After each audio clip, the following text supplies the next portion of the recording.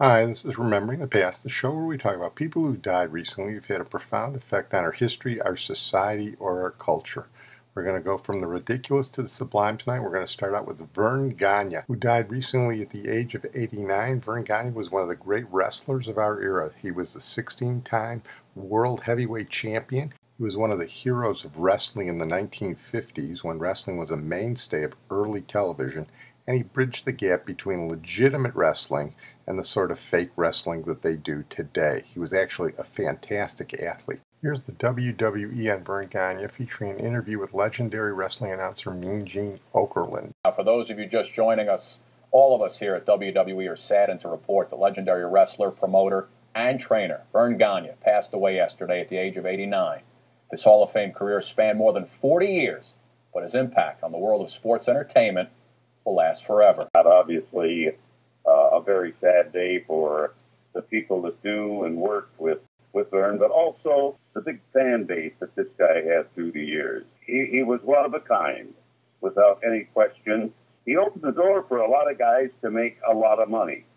And I'm going to start with, Ric Flair and Hulk Hogan and Jesse the Body Ventura. That list goes on and on. His own son, Greg, Jumpin' Jim Brunzell. It was quite a career, storied career, but he was one of the first, I would say, real good-looking young guys that captured the imagination of the fans on the old Dumont radio network circa about 1950. And that was the beginning of wrestling on television. Verne Gagne had a couple of things, I think, going for him. Number one, he was a bright guy. He grew up the hard way, kind of got kicked around with a lot of different family members. In the summer, he was out working hard on the farm, and he developed a great skill in wrestling. But you got to remember, this was a multi-sport guy. He also played football at the University of Minnesota, and he was also a baseball player. He was also a United States Marine in 1945, joining at the end of World War II, and then, of course, returned to finish his college education with the Golden Gophers. A great friend, a great pioneer, and a great mentor to many. As a final tribute to Verne Gagne, I got to play the greatest wrestling record ever done. And in fact, it was done by a group from Minneapolis, from Minnesota. They were called the Novas. And this record is not about Verne Gagne. It's about his rival, the Crusher. Yeah, the Crusher and Verne Gagne used to go at it all the time on television. And this was a pretty big record in 1965. Okay, you turkey nuts, gather around. Let me show you how to do the Crusher. And if you don't learn it now, I'm gonna get you in the ring. Do the hammerlock. I do the hammerlock. Do the hammerlock, you turkey nuts. And do the hammerlock.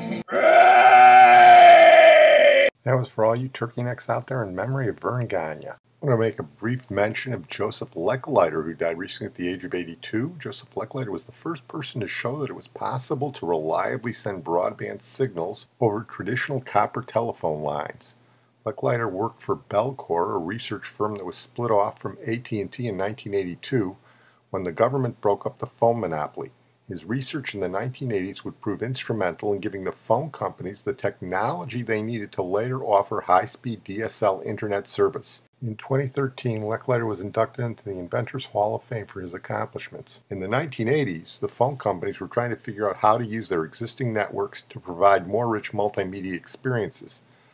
The emergence of the commercial internet wasn't yet a foregone conclusion, and the cable companies didn't have a presence everywhere. The phone companies had a leg up, seeing as how nearly everyone had phone lines running to their homes, but they couldn't reliably deliver much more than voice transmission and video phone experiments over their existing lines. Lechleider's work focused on allowing variable speeds, a faster download speed and slower upload speed, to utilize the copper wire most efficiently. Until Lechleider, both the upload and download speeds were the same, causing traffic over the lines to grind to a halt. The implementation of his research became known as the Asymmetrical Digital Subscriber Line, or ADSL. John Ciaffi is often referred to as the father of the DSL, since he was the one to successfully commercialize the technology in the early 1990s. Ciaffi always gave Lechleider his due, even referring to him as Uncle Joe in his book Understanding Digital Subscriber Line Technology. Jaffe told the New York Times that Joe Lechleider's idea was a simple, elegant solution to a problem. His contribution was essential to the development and spread of the internet. There's a decent chance without Joe Lechleider you wouldn't be listening to this podcast. Well, I said before we were going from the ridiculous to the sublime, and our feature tonight is the sublime Mikhaylovna Plisetskaya, who died recently at the age of 89. You may not be familiar with the name, but she is a hero of the Soviet Union. She is the greatest Soviet ballerina of the second half of the 20th century. And while I'm not well versed in ballet, it would be hard not to concur with Khrushchev when he called her the greatest ballerina in the world. Not only was she supremely talented, she was brilliant, and she was gorgeous too, with fiery red hair. Here is Reuters on the prima ballerina of the Bolshoi Ballet, Mikhaylovna Plisetskaya. Russian ballerina Mikhaylovna Plisetskaya died of a heart attack in Germany on Saturday. Widely considered one of the great ballerinas of the 20th century, she began her training as a young girl at the Bolshoi Theater Ballet. She was made a principal dancer when she joined the company in 1943. In 1960, she became the Bolshoi's prima ballerina. Russian politics at the time prohibited her from traveling with the Bolshoi when they toured Western countries. She was finally permitted to dance outside Russia in 1959. She continued doing so well into her 60s and performed at a dance festival in Boston in 1988. Ms. Plisetskaya was 89 years old. By the way, she performed brilliantly at that Boston festival in 1988, and she was 63 years old when she did it. That's how amazing that was. But there's more to Mikhaylovna Plisetskaya's story than just the fact she was a supremely talented ballerina. In 1938, when she was a teenager, her father was executed by Stalin in some of the purges right before World War II. And her mother and brother were exiled to the Gulag. She didn't find out, by the way, that her father was actually killed by Stalin until 1989. She was raised by her aunt and uncle, who were soloists at the Bolshoi, and that's how she got into the Bolshoi. Her talent was obvious. You couldn't hide talent like hers, and in fact she danced for Stalin at his 70th birthday with Mao Zedong in attendance in 1949. She later wrote in her autobiography that when she took her bows, she was afraid to make eye contact with Stalin. Despite all this, throughout the 50s, as the report said, she was never able to leave the Soviet Union and dance because of Russian politics. But probably there was a more important factor, and it's interesting. It wasn't mentioned in the New York Times obituary, despite the fact it was mentioned in the LA Times, the Washington Post, the Guardian, and the Telegraph. The fact was that Mikhaylovna Plisetskaya was Jewish, and the anti-Semitism in the Soviet Union from the late 30s till Stalin's death in 1953 was virulent, and probably was the fact that prevented her from leaving the Soviet Union. In fact, it probably continued after that. She was spied on by the NKVD and later by the KGB. They bugged her bedroom.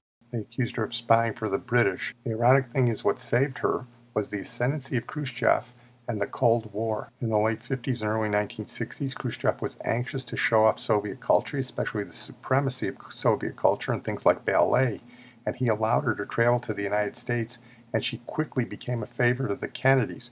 In fact, she was one of the people that Jackie Kennedy highlighted as part of her featuring culture in the White House. Maya became an international superstar and at the same time a dissident. She was well aware of the excesses of the Soviet Union, but she never considered defecting, in part because she was loyal to Mother Russia, and in part probably because she was afraid of what might happen to her family. So she was featured and feted all over the world, and all that time the Soviet Union was confiscating all her money, and she was forced to eat meager rations on the road. She became friendly with Mark Chagall, Ingrid Bergman, Warren Beatty, and Robert Kennedy. When Robert Kennedy was assassinated, she performed a special ballet with the Bolshoi dedicated to his memory. Here's part of a BBC documentary where she's interviewed and talks about ballet technique and her philosophy on ballet. Another of the great individualists of the Bolshoi is Mikhaylovna Plisetskaya, receiving the Lenin Prize in 1964.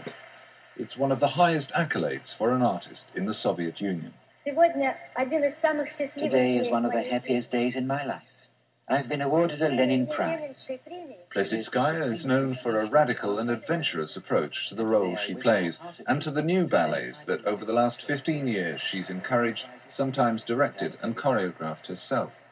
She became a soloist for the Bolshoi in 1945, and over the next decade she made her name in classical roles like Odette Odile in Swan Lake, Kitri in Don Quixote, and Raymonda. From the earliest days, she was famous for a kind of formal perfection that few have equaled. Formalism is a marvelous thing. I love pure form.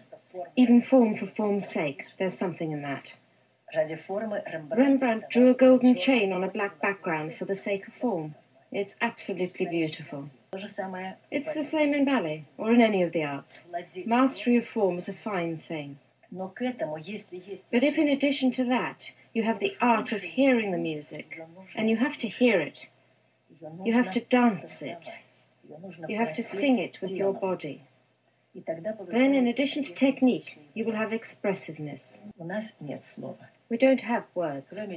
Besides the face, we have the gesture, the body, and the music. None of them need translating. It's common to everyone. And so you can't go in for mere technical tricks, for example, a pirouette that means nothing. Unless, of course, it's appropriate, an expression of some sort of inner feeling. Or there has to be a different kind of choreography. There has to be both these sorts of ballets. And if there are only technical ballets, this impoverishes the very word ballet. Because ballet is, in addition, the art of plasticity, of fluent expression, which affects everything. And technique, all on its own, doesn't affect anything. Sometimes they say here that ballet is trying to do something that doesn't suit it. And that's not right, because ballet has slightly compromised itself by just having pirouettes and flashes of leg. Of course, that sort of ballet, I agree, doesn't express anything. Maya Plisetskaya admits that the subject of Lev Tolstoy's Anna Karenina has been attracting her and composer Rodion Shchedrin for a long time.